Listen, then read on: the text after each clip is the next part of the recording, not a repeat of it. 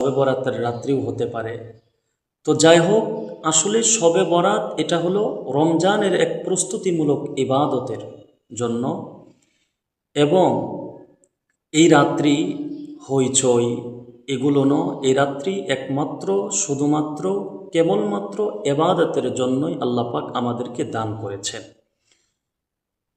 এই রাত সম্পর্কে অনেক বর্ণনায় এসেছে, এটা লাইলাতুর রহমা, এটা রহমতের রাত্রি। লাইলাতুল বারকা, এটা বরকতের রাত্রি। লাইলাতুল মাগফিরা, অসংখ্য বান্দা বান্দিদেরকে আল্লাহ পাক এই রাতে মাফ করে দিবেন বিদায় এই রাত সম্পর্কে এসেছে এটা লাইলাতুল মাগফিরা, এটা মাগফিরাতের রাত্রি। এবং এটাও আছে লাইলাতুস সাক, এটা চেক। লাইলাতুস সাক মানে চেক, আমরা যে অনেকের চেক দেই, লক্ষ কোটি টাকার একটা চেক, এভাবে আল্লাহ পাক এই রাত্রি সম্পর্কে বলেছেন লাইলাতুস সাক মানে চেক।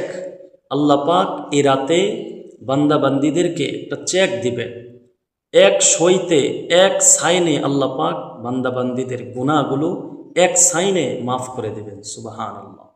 এই কারণে আমাদের অতীতের পাপগুলো নিয়ে আমরা এই আগামীকালকে মঙ্গলবার আমরা রাত্রি জাগরণ করব একমাত্র আল্লাহ তাআলাকে সন্তুষ্ট করার জন্য।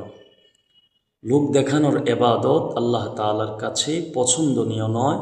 এই জন্য প্রিয় দেশবাসী, যারাই আমার এই আলোচনা শুনবেন আমলের নিয়তে শুনবেন এবং আল্লাহ তাআলার কাছে এই রাত্রিটা ইবাদত করবেন একমাত্র আল্লাহ তাআলাকে সন্তুষ্ট করার জন্য।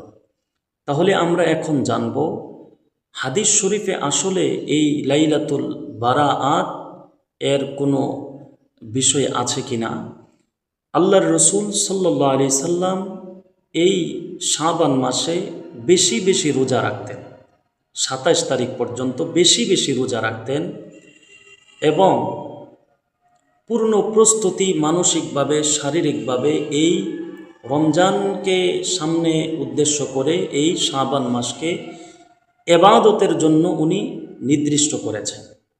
এজন্য আমরাও রমজান মাহে রমজানের জন্য পরিপূর্ণ প্রস্তুতি গ্রহণ করব এবং এই মাসকে আমরা কাজে লাগাবো। বিশেষ করে আগামীকাল মঙ্গলবার শবে বরাত রজনী, বরকতপূর্ণ রজনী, ক্ষমা মাফের রজনী, আল্লাহ তাআলার কাছে প্রিয় হওয়ার রাত্রি শবে বরাতের রাত্রি।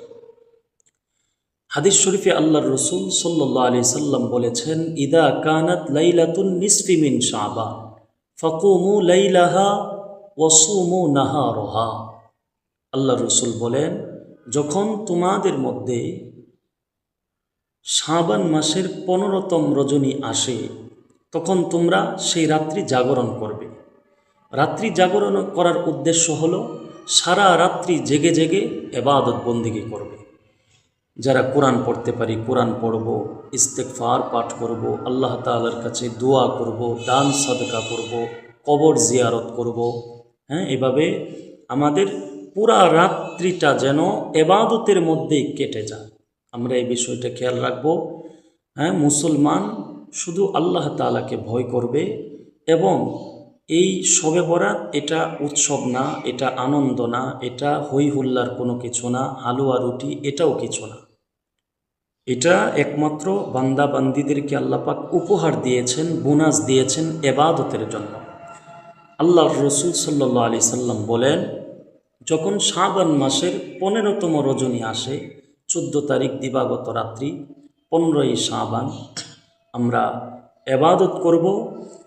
শবে বরাতের পুরা রাত্রিটা জেগে থেকে ইবাদত করব এবং পরের দিন রোজা রাখব।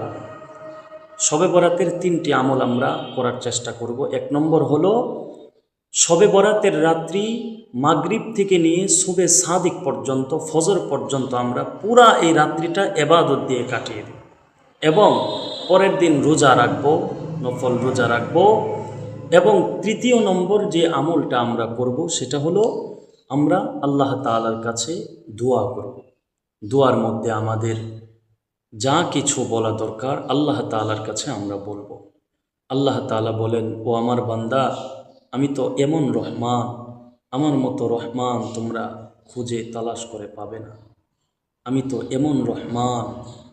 আল্লাহ রসুল সাল্লাল্লাহু আলাইহি সাল্লাম বলেছেন, যখন শবে বরাত শুরু হয়ে যায়, লাইলাতুল বারাআত, শবে বরাত যখন থেকেই শুরু হয়ে যায়, মাগরিব থেকে নিয়ে একেবারে ফজর পর্যন্ত, ফজরের ওয়াক্ত হওয়ার আগ পর্যন্ত আল্লাহ পাক রব্বুল আলামিন বান্দাদের ডাক শোনার জন্য প্রথম আসমানে এসে যায়। সুবহানাল্লাহ।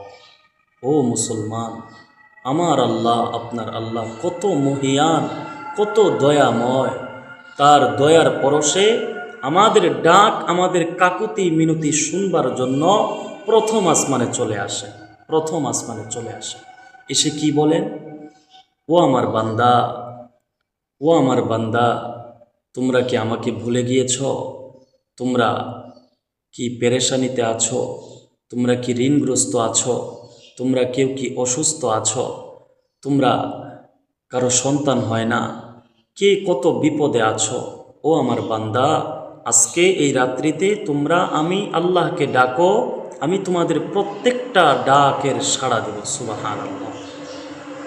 এই জন্য প্রিয় ভাই ও বোনেরা, আমাদের আল্লাহ অনেক রহমান, আমাদের জন্য অনেক দয়ার পরশ নিয়ে উনি আছেন, থাকবেন।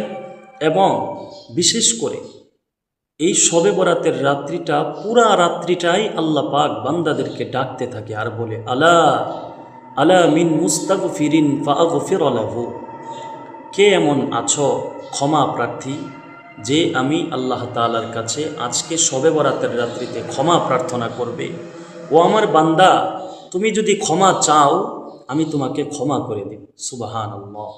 আল্লাহ এটাও বলেন, ও আমার বান্দা, তোর গুনাহ করতে ৮০ বছর সময় লেগেছে, কিন্তু আমি এমন রহমান, আমি এমন গফফার, আমার তোর ৮০ বছরের গুনাহ মাফ করতে আমার ১ সেকেন্ড সময় লাগবে না, ১ সেকেন্ড সময় লাগবে না। বান্দা, তুই শুধু